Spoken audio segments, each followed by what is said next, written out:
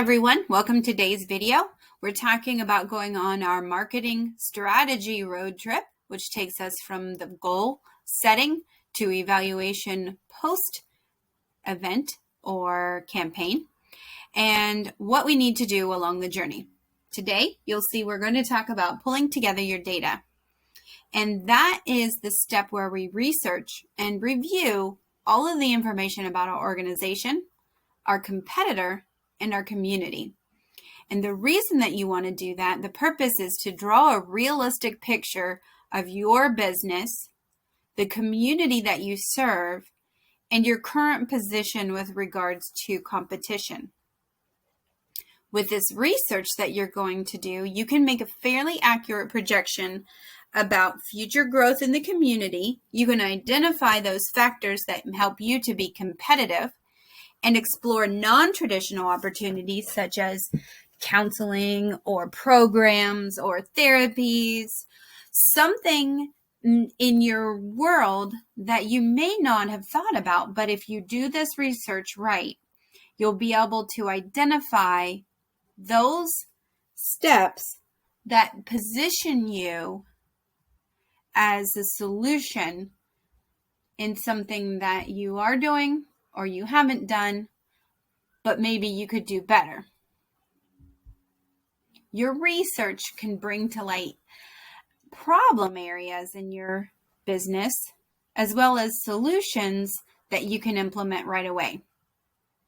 Now, we have a guide to market research, but the idea is to find out what kind of information you need and where to gather it from.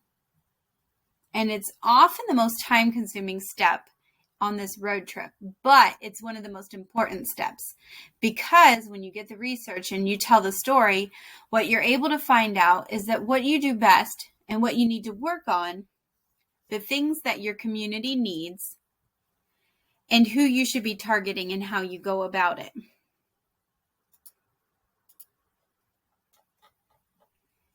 So basically the who, what, and how.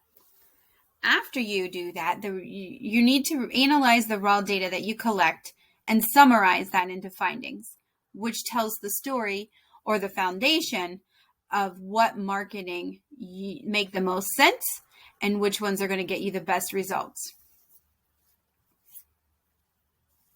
So the research should tell you the story of the wants and the needs of your current and potential clients, and will help you to define the audience. It's a good time to look back at those goals at the beginning and make sure that those goals that you've chosen still make sense. Based on your findings, you may need to modify some of them, but this plan is going to help you define the terms of what you do for your clients, and it reveals those advantages. Now, most of you have heard of a SWOT analysis.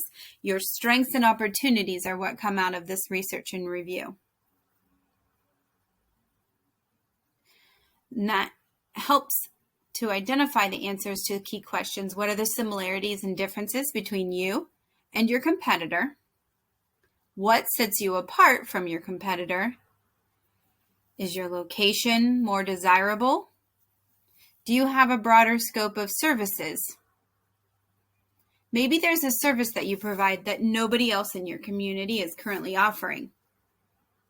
So your competitive edge lies in your style or your range of your offerings. Maybe it's the ease of working with your business and customer service is the advantage.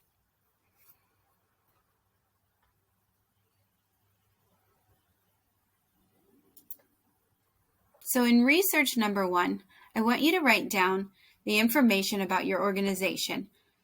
What is your major strength? A win that you would identify for your business. How about something in the loss category? Maybe there is a weakness that you need to identify. Are the client's needs changing? So what you offer might be not what's necessary anymore. And how is your organization perceived? Much of the information that you need about your own practice is found through discussions with staff members or other people in your circle, maybe even reviewing some of your reviews. You can also find about whether you're meeting the needs of them by having your current customers fill out a survey. If you do a survey, maybe you should ask them about their perceived strengths and weaknesses about your business, problems that they've had, maybe with scheduling, cancellations, staff turnover. Maybe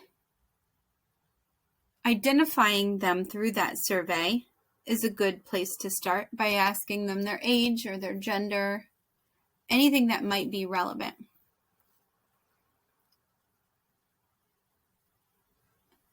And then a good question to also have answered is the current offerings serving their needs, or is it something that's unnecessary, or you have something that you might be lacking?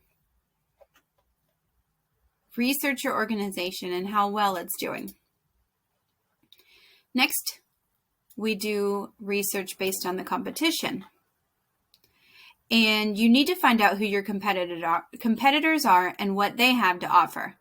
Check, perhaps, with directories, websites, and other online services that'll tell you how long they've been in business.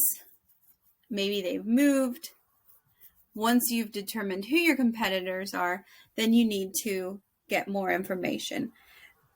You can simply ask other people, listen to people that you work with, ask about their dealings with friends and family, neighbors. Check out their advertisements as well. In order to assess them, you need to think about these following questions. What are their target audiences, and do they have a niche market?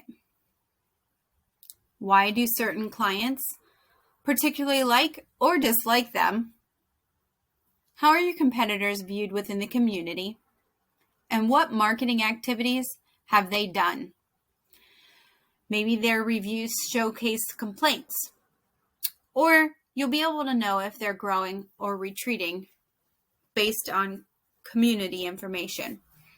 Gather the data and write it down. Next, we talk about the community and the people that you serve. Is the audience maybe looking for an alternative and nobody's offering that? Are they being served well? Maybe what they're asking for is a side offer by somebody else, and there's a growing need for it. And the last thing is, how big is the audience? There may be only 1 or 2 people that need a particular service, but they're willing to pay. Or it's declining and the community doesn't have a need for that particular service or product any longer. You can find answers to those questions by contacting Chamber of Commerce, looking at state vital statistics, or census data even. How many people live in your service area? Is that population expected to grow or shrink? What about demographic characteristics? Are there any demographics that are important to your product and service? How are you perceived by the community? Are you even known in the community? Who are potential clients, and are their needs being met? And more importantly, how can you meet those needs?